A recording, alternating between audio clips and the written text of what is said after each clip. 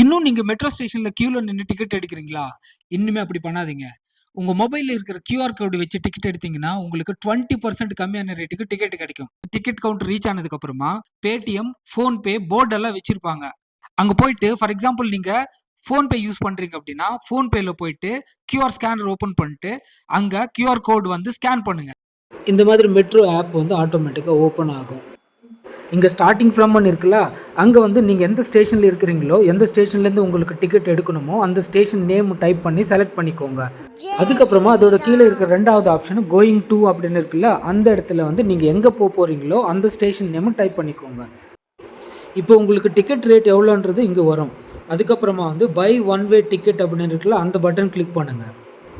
இப்போது பேமெண்ட்டுக்காக ஃபோன்பேயில் பேமெண்ட் செக்ஷனுக்கு ரீடைரக்ட் ஆகும். அங்கே போயிட்டு உங்களோட பேங்க் பின் நம்பர் எல்லாம் என்ட்ரு பண்ணி பேமெண்ட் முடிச்சிட்டிங்கன்னா இந்த மாதிரி ஒரு கியூஆர் கோடு ஜென்ரேட் ஆகும். இந்த கியூஆர் கோடு வச்சுக்கிட்டு நீங்கள் மிஷினில் ஸ்கேன் பண்ணிவிட்டு ஹாப்பியாக ட்ராவல் பண்ணலாம். இந்த வீடியோ உங்களுக்கு பிடிச்சிருந்தா லைக் பண்ணுங்கள், கமெண்ட் பண்ணுங்கள், உங்கள் ஃபேமிலி அண்ட் ஃப்ரெண்ட்ஸுக்கு ஷேர் பண்ணுங்கள். இந்த சேனல் மறக்காமல் சப்ஸ்கிரைப் பண்ணுங்கள்.